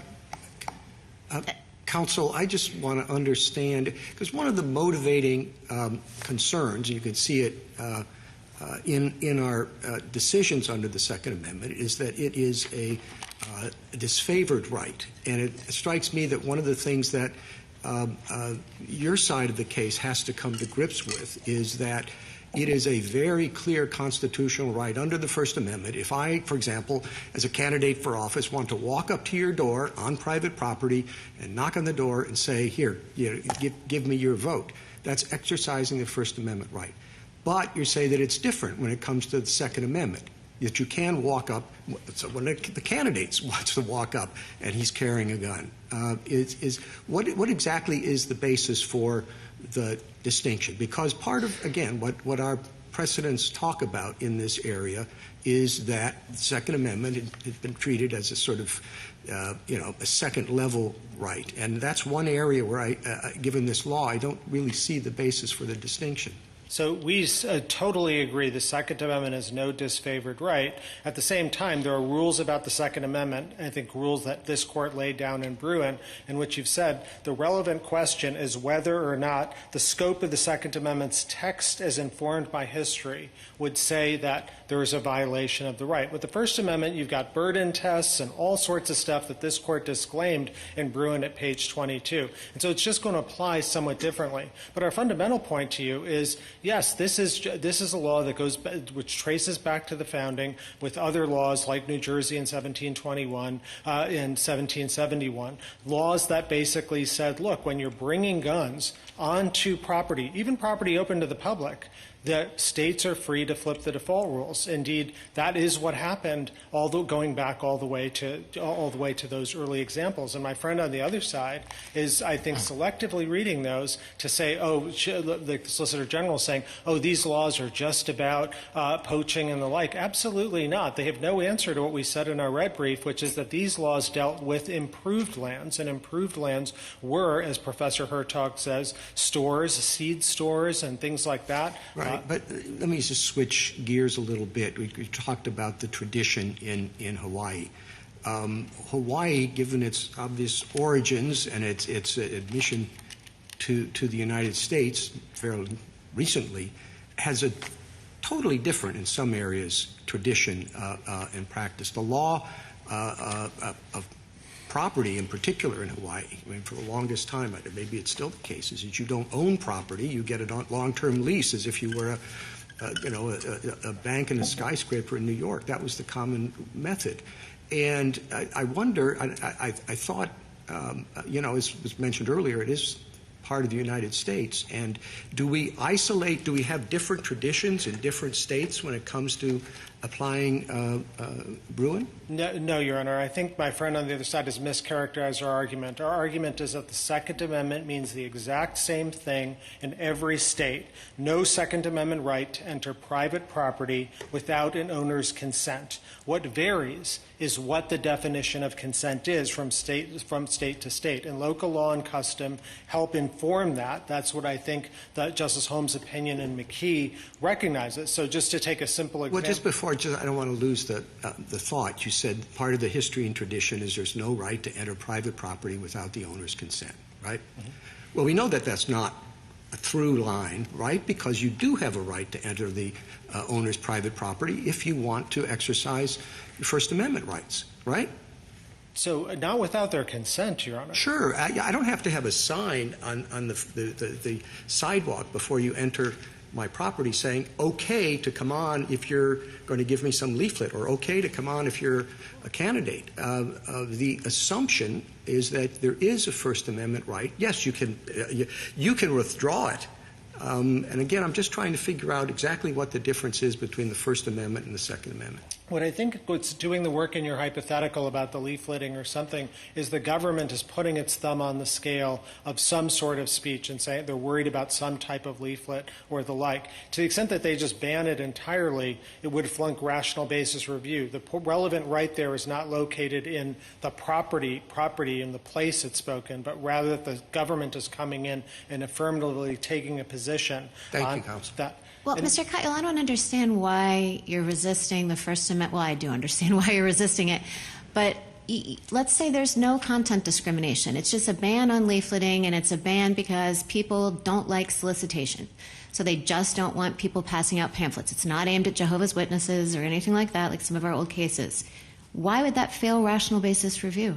So I think it might because, as this court said in Free Speech versus Paxson, you still have to have some underlying rationality. Yeah, people for it. find it annoying. They don't like it. They think it affects their businesses, and people don't want to go to businesses if they're going to be accosted by pamphleteers. But it may be a rational basis problem, but I don't think it's a First Amendment problem. This court in Rowan said that, quote, the right to engage in expressive activity generally stops at the outer boundary of every person's domain. And that's the Let point. me one more question. So let me take it out of the First Amendment for you. I mean, let's pretend that public accommodation laws don't exist. Because the 14th Amendment doesn't apply to private action, only state action. Let's say that a state, in the absence of public accommodation laws, decides to flip the default and say, unless the owner affirmatively consents, black people cannot enter your home. Yeah, so I think that's one which would be unconstitutional Why? every day of the week because it would violate the Equal Protection Clause because the government on its face is making a racial classification. So, because there's state action in the way the government is adjusting its property defaults. Absolutely. Even if there's a long history and tradition, say, in Louisiana, Yeah. of this kind of discrimination at the doorstep. right, it would still violate the Equal Protection Why isn't there state action here when the state is flipping the default? It's not just a matter of property law. Right. Our point is not that whether there's state action or not. It's that there's no underlying right. It's that my friend assumes, has conceded this. He said there is no right to come onto private property absent consent. And so the only question is whether the state can fill in the conditions. Yeah, there's of no that right to consent. come onto private property without consent, so my public accommodations example is right. I mean, absent a public accommodations law or in a private residence, you could turn someone away on the basis of race. But there is no anti-discrimination component in the Second Amendment the way there is with the Equal Protection Clause. And so that's why it So, Mr. functions. Katyal, Mr. going Kyle, back to- you're just relegating the Second Amendment to second-class status. I don't see how you can get away from that. If someone owns a store, or let's say it's a little restaurant, and this person has very strong political opinions and does not want anybody in that restaurant who is wearing attire that is expressing approval of a particular political candidate. That person, the owner of that restaurant, has the right to say, you can't come in, right? Yes. All right. Now, could Hawaii enact a statute that says that if you are wearing the attire expressing approval of a particular political candidate, you can't come in unless you get express consent from the owner of the restaurant? Again, that's a viewpoint discrimination and prohibited. It's a violation of the First Amendment. We have a violation of the First Amendment and a violation of the right that the court held is protected by the Second Amendment in Bruin, which is the right of law-abiding citizens to carry a firearm for purposes outside of the home for purposes of self-defense. I quite agree with much of what you're saying. I think what the difference is that the Second Amendment, it's not a second-class right. It just doesn't have the same components of viewpoint discrimination or anti-discrimination for the 14th Amendment. That's just not in the Second Amendment. And I think the key point here is the court, if you accept my friend's invitation, you for the first time would be saying there is some sort of right here which no commentator has recognized, no treatise has recognized, no court has ever recognized. Compare this to Bruin, in which you had St. George Tucker, you had many state decisions in the 18th and 19th centuries that said laws like the New York one were unconstitutional. Well, Justice Sotomayor cited a poll about what the people of Hawaii think about the possession of guns. I'm not aware of the poll, but let's assume it's correct. Let's assume that 78% or whatever the figure was in the poll that she cited really don't like guns. So what then is the big deal about this statute? Why does it matter if store owners and owners of private property that are generally open to the public don't like guns? Why is it a big deal to say they want people carrying guns to stay out? Just put up a sign. Yeah, so, why does Hawaii have to have this law? So I think Hawaii has, like all state legislatures, has the right to put a default rule in that says, that tracks the expectations of its people. That's true. Then what's wrong with California's law, which flipped the default rule and said it can only be overcome with a sign? Right. So I do think California's law would probably be constitutional, but our argument doesn't depend on it because Hawaii. You disagree with the Ninth Circuit's decision on that score. I do, but I think that here a result here, you'd admit, would logically entail permitting California's law or ones like it to pass. No, you don't have to go that far. I know I don't have to go that far, but you just said you would go that far. I personally would, but I don't think you do, Justice Gorsuch. And the reason. No, I appreciate your candor about the extent of where your argument leads, and so it seems to me that you could have a state law that doesn't just flip the presumption and require express oral consent, but requires express written consent. Maybe a sign, maybe an irrebuttable presumption, flipping of I appreciate your candor on that. The other question I want to ask you is the black codes.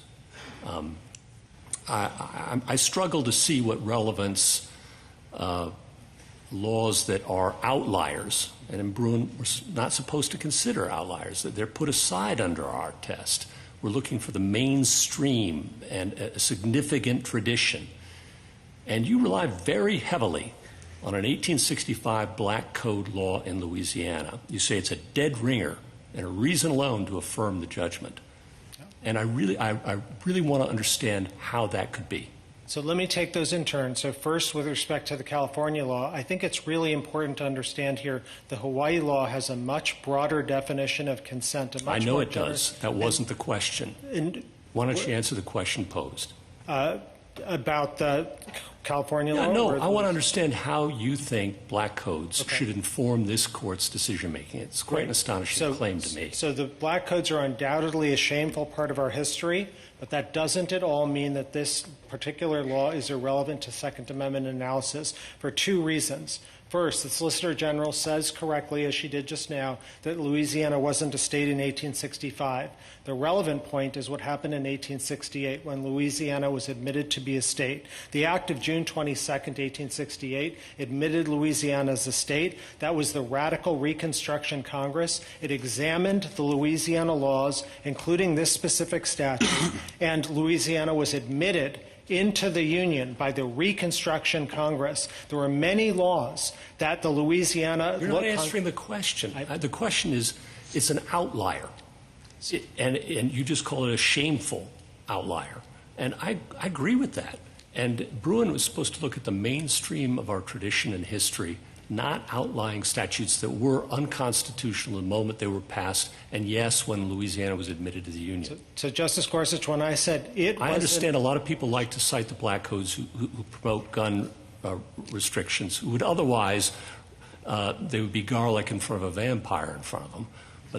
But here they like them, they embrace them, and I'm really interested in why. So, Justice Gorsuch, when I said the black codes were a shameful period, there are parts of the black codes like this particular statute which were race neutral, which the Congress of the United States, the same Congress that ratified the 14th Amendment, implicitly blessed by admitting Louisiana back in. It didn't treat that with respect to other laws from other states, but it did here. And most importantly, even the opponents of the black codes recognized, as the Sickles General Order says, that you have no right to carry a firearm onto someone's property absent their consent. Mr. Katyal, wasn't the purpose of the laws in the post-Reconstruction South that disarmed black people precisely to prevent them from doing what the Second Amendment is designed to protect, which is to defend yourself against attacks? They didn't want that. They wanted to disarm the black population in order to help the Klan terrorize them and law enforcement officers in that period, in that region. They wanted to put them at the mercy of racist law enforcement officers. So is it not the height of irony to cite a law that was enacted for exactly the purpose of preventing someone from exercising the Second Amendment right, to cite this as an example of what the Second Amendment protects? So, Justice Alito, we quite agree with you that parts of the black codes were motivated by and had exactly that operation. Our point to you is this consent requirement did not operate that way. Indeed, if anything, it protected black churches and black-owned businesses and the like by insisting on this consent rule, and that is why the radical Reconstruction Congress admitted Louisiana back in. They said no to various laws, but they never did that with respect to this, and this law stayed on the books for a long time. More generally, of course, we've obviously, for good reason, taken all this time on Louisiana, but remember our argument, if we were to get to the historical analogs and the like, we don't think you even need to, but if you got there, you wouldn't just look to Louisiana in 1865. You'd start with New Jersey in 1771. Well, on Louisiana, in Ramos, on the jury trial right, the question of whether he had a right to a unanimous jury, there were Louisiana and Oregon precedents going way back that allowed non-unanimous juries, and we flatly rejected that historical example for the exact reason that Justice Alito and Justice Gorsuch have been mentioning.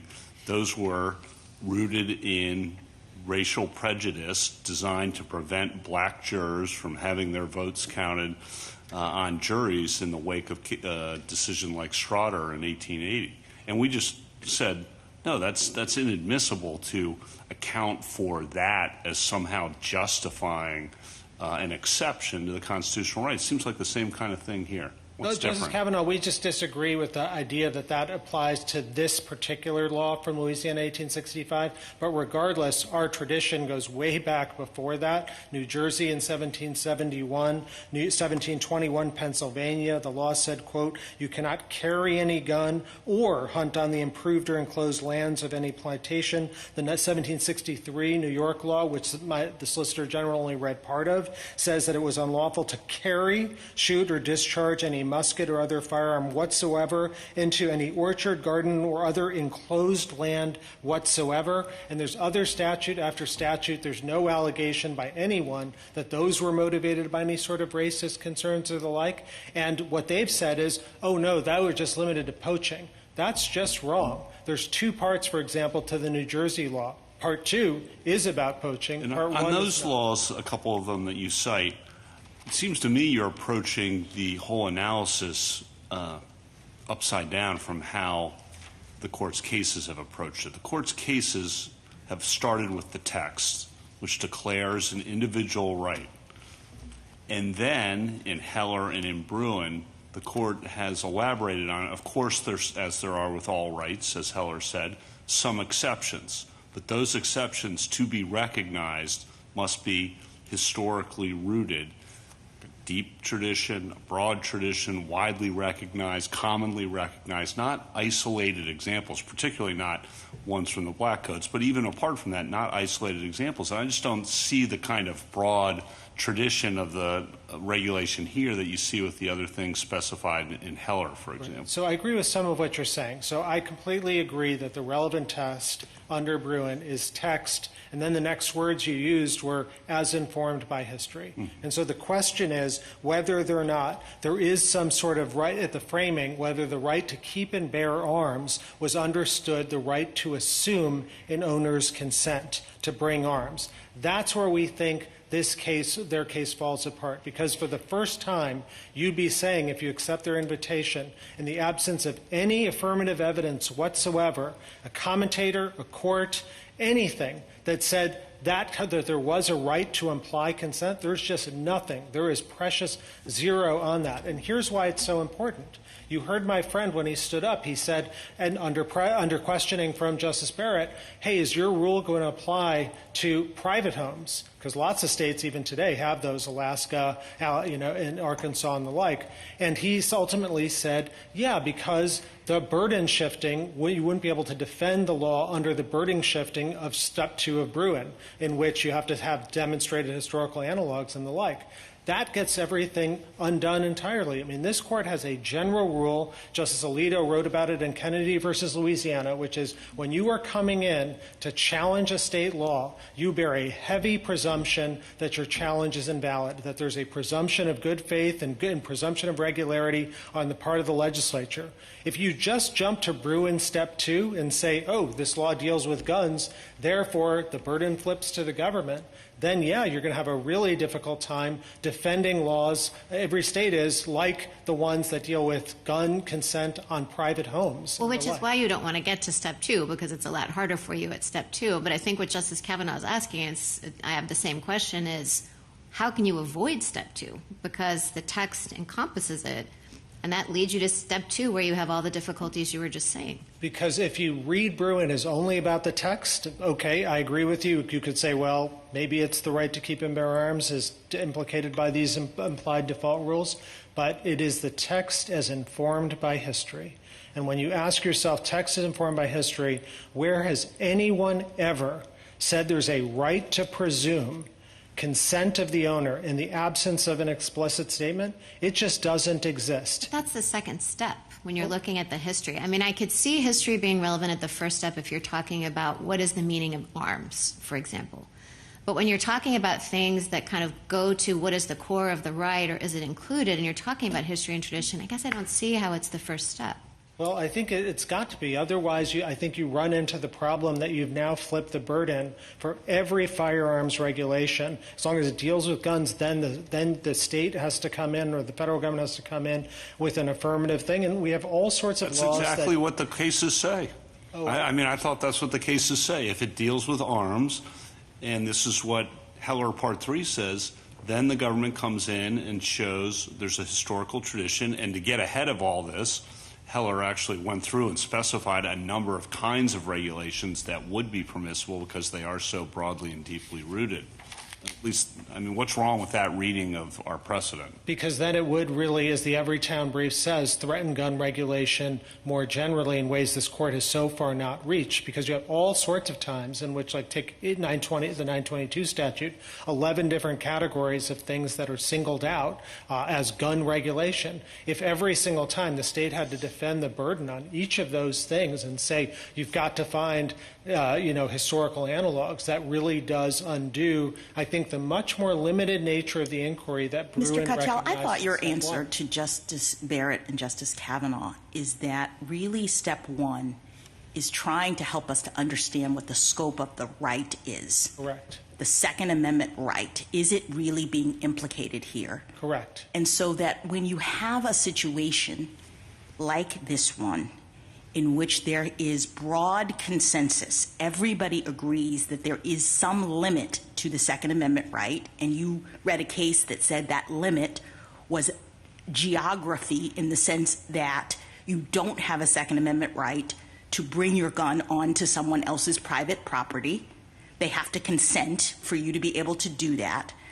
We have already limited the scope of the Second Amendment right for purposes of this discussion, because we're talking about a right that doesn't just freely exist. So in the Chief Justice's leafleting example, it's similar. Like, I don't see the Second Amendment operating differently than, say, the First Amendment, because in the leafleting example, the reason why you get to go up to the person's door is not because you have a First Amendment right to do that. You get to go up to the First Amendment, the person's door, because there is a custom and tradition of implying the person's consent for you to do that in that situation. That all the states, everybody says, when you come for the purpose of passing a leaflet, we are going to assume, we're going to imply that the owner is allowing you to do that. He doesn't have to put up a sign that says, please come. But it's operating around property rights, not that your First Amendment right is what is getting you onto his property. Similarly, the Second Amendment right is not getting you onto someone's property in this way. If it's a private property, even the property open to the public, it's the implicit consent that many states have allowed that is what is doing the work of allowing you to carry your gun in that gas station. Am I right about that? That's exactly right. And the one thing I would add is that what I think is doing the work in my friend's argument is some sort of insinuation that Hawaii has singled out and is hostile to guns or the Second Amendment and the like. And I'd point you to two reasons why that's wrong. Number one, Hawaii has these very same laws about implied consent and changing the default rules for other things besides guns. So 445.115 has it for cards and banners and placards, akin to the example that you're mentioning before. 339.4 is about litter and bringing it on. 291C is about vehicles. And what you're saying, I think, is that there is no Second Amendment right to assume implicit consent. Yes. There is no, to the extent we're talking about, is this about consent? And I think we are, because you don't have a right to go on without consent. Then is the Second Amendment doing work with respect to allowing you to say, I have a constitutional right to assume that I'm allowed to be here?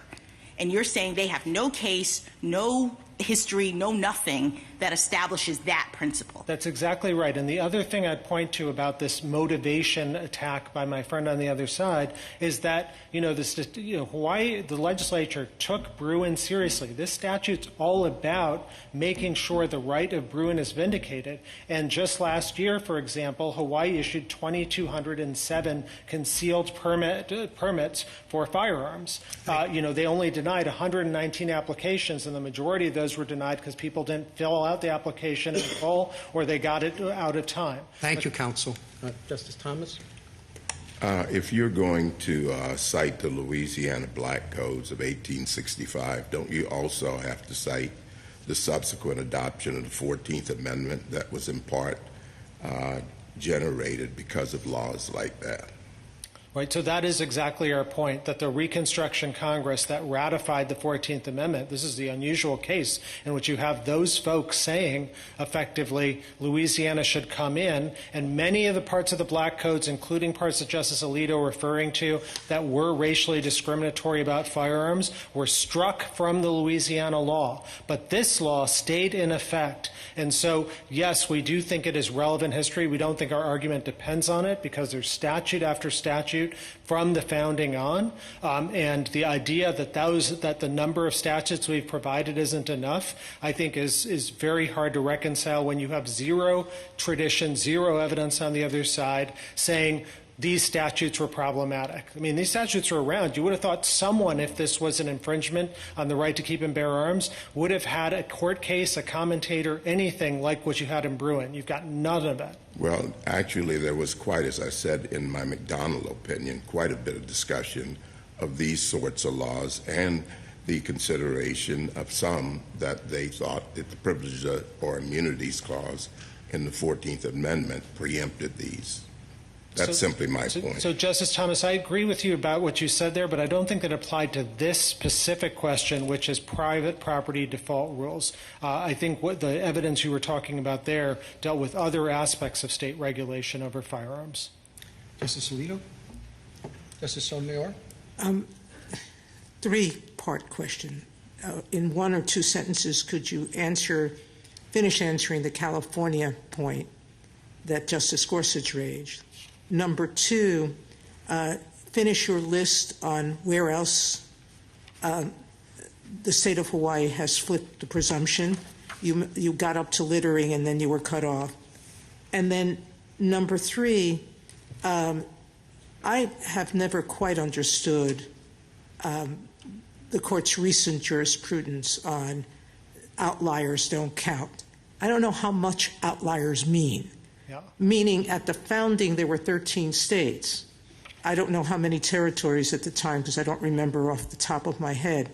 But there were at least 4 states that had flipped the presumption: New Jersey, New York, Maryland, and Pennsylvania. And then later there was Massachusetts in 1790, at least for a group of islands. And then you don't have just the black codes, you have Oregon and Florida flipping the presumption a little later on. So it seems to me that you can't call all of these laws this many outliers. And so the custom and tradition that existed was the license you had, and whether you presumed or didn't presume permission, could be flipped, correct? Yeah, correct. So why don't you answer the other two? Yeah, so on the California thing, the one thing I would just add to my prior discussion with Justice Gorsuch is just, I think the overall history of what the Hawaii legislature did here was relevant. They weren't trying to attack a second-class right or something like that. They were rather trying to take Bruin seriously by opening up what counts as consent, unlike California, deviating even from the old historical laws like New Jersey in 1771, which required written consent.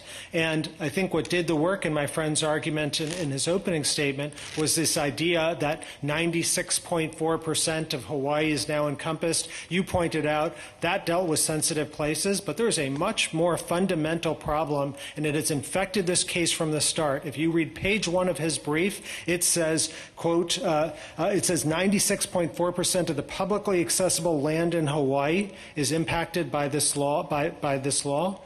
The map he's got isn't even about Hawaii. It's about one county in Hawaii, and not even the most populous county in Hawaii, and it's a map he drew himself. So I just caution the court into saying, because if you read these briefs, it does sound like, oh, the government of Hawaii is out to get guns or something like that. Nothing could be farther from the truth. They've taken Bruin seriously, as the permit statistics I read to you say. With respect to Hawaii singling out firearms, there's statute after statute. I was reading 291-112, which is that you can't use a vehicle for habitation on private property, quote, without the authorization of the owner. There's also 633-16 that you can't remove shopping carts without the written consent of the owner. There's statute after statute like this, and the amicus briefs from the property law professors goes through and says this is true not just in Hawaii, but in state after state. They flip default rules all the time. Your last question was about outliers, and I think here our most important point is we don't think that there's some sort of mechanistic formula for how many states is enough or anything like that. We do think it's relevant that there are a number of states at the founding that do have this. This court on the sensitive places part of Bruin said legislative assemblies may be a sensitive place. There was only one state in the founding that had that. That was Maryland, and it passed 2 separate laws 5 years apart during the colonial era. That was enough to count as an analog. We certainly think the much larger number here is enough to count as an analog, because these laws actually did the same thing as what the Hawaii law does. It said, for respect to property that is open to the public, like plantations, like premises, like enclosed land. Professor Hartog says that includes seed stores, other retail establishments, akin to the kinds of things that my friend is challenging here. There is historical precedent for all of that. We think that's certainly enough to make this constitutional. Justice Kagan? So just on your last point, Mr. Katyal, I took Ms. Harris to be saying, with respect to your analogs at Bruin Step 2, that her principal point was, look, it's not about, like, is it about poaching? But the difference between those laws and this law is that those laws were about lands that were closed to the public. And that was her principal point, that made that like just a different category. Right, and it just blows off the word improved in the statutes. It's not just about it's not just about fenced land, but improved land. For improved land, the statutes did change the default rule and say you couldn't imply the consent of the owner. And as Professor Hertog said, that applied to stores, it applied to plantations, indeed that's the definition of plantations, and it applied to premises, which is another word used in some of these statutes. And so the idea that it didn't apply to these types of things that are just like what my friends are challenging is just wrong. Okay. And on this, your step one inquiry, which I find interesting and difficult. I mean, I think somebody could say, look, what these consent flipping, default flipping rules do, they do burden the carrying of firearms. And that's what they are. And to incorporate the burden into one's understanding of the scope of the right is a kind of category mistake.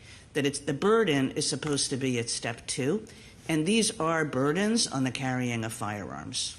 So two things. One, factually, we just fundamentally disagree that this burdens firearms. As Justice Alito was saying earlier, if people in Hawaii don't want to have the guns anyway, they're always going to be able to, even under their rule, say, have signs that say no guns allowed. So either way, you could have that burden. The second thing is legally, this court has made clear as day at page 22 of Bruin, you can't ask that burden test. Here's the language. You said, quote, Heller and McDonald expressly rejected the application of any judge-empowering interest-balancing inquiry that asks whether the statute burdens a protected interest in a way. And so, that which my friend is definitely trying to say, that this burdens the right, that is not a Second Amendment violation. That's going down the road of undue burdens that this court has criticized in a separate number of contexts and saying that's a smokescreen for policy judges' preferences. Rather, the inquiry at Bruin Step 1 has always been text is informed by history. And when you ask yourself what in the text informed by history this Hawaii law violates, the answer is precious zero. No commentator, no treatise, no court, no one's ever said you have a right to imply consent of the private property owner. And rather, the fundamental tradition, which Justice Sotomayor was saying earlier, that Justice Scalia recognized in the Jardines opinion, is that there's a fundamental right to exclude, and that right to exclude has always meant, at the time of taverns and the like, you can exclude people for violating the terms on which they come in, even if your tavern's open to the public. Thank you. Mr. Gorsuch? Near as I can tell, the movement to flip the burden with respect to firearms began in the states in 2020. Is that right? The burden to flip the firearms with laws like this, I think they arose after Bruin. I think that was when this court's decision in Bruin happened, and then laws like the states like Hawaii, in which there was no tradition at all of carrying, had to deal with this question for the first time. Thank you. Justice Kavanaugh? How many states have laws like Hawaii's with respect to firearms on property? So I think 5 states have enacted those laws just in the few short years since the Bruin decision. I think other states, there's a brief for you from D.C. saying some other states are considering it. Our point is the Constitution permits both types of rules. It's not constitutionally compelled that you have to use the Hawaii rule. States function as laboratories. They can pick either default rule. Neither is an infringement on the Second Amendment right to keep and bear arms. Thank you. Justice Barrett? Justice Jackson? And it's not an indictment necessarily that this arose after Bruin. It was in response to Bruin because Bruin gave rise to the need for clarity about property owners. Once Bruin said you can carry the gun outside of your home, and there was an alternative, well-established principle that private property owners can exclude people, I think the states were trying to make sure that property owners had the opportunity to do that. And that only became necessary once Bruin allowed people to carry their guns anywhere. That's exactly right. I mean, it wasn't like they were necessarily trying to keep people from carrying the guns. They were giving property owners the right to exclude by making sure that they were asked, do you want this gun in your store. Exactly, and I was saying to Justice Gorsuch with respect to California law, Hawaii took it far more seriously. They said, we want to make sure that you have the opportunity to get on-the-spot oral consent, which is why the gas station hypothetical that the Chief Justice used and the others, it is not an issue under the Hawaii law, because you do have the ability to go and ask for consent, even if there's no postage, no sign one way or the other. Thank you, counsel. Rebuttal, Mr. Beck.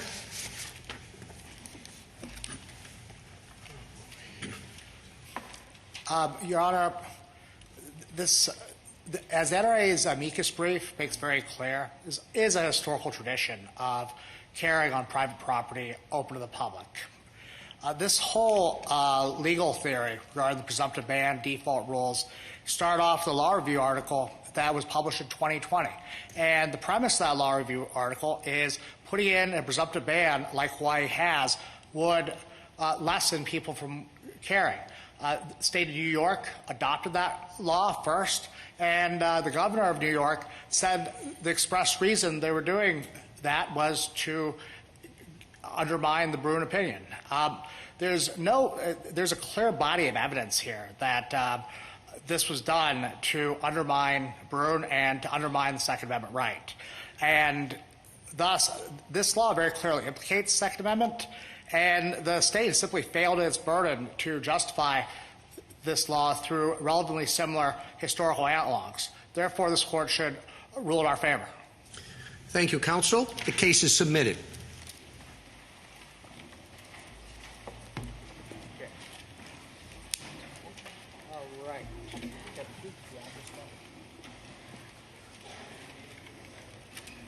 Grab all this stuff. I need to use the restroom.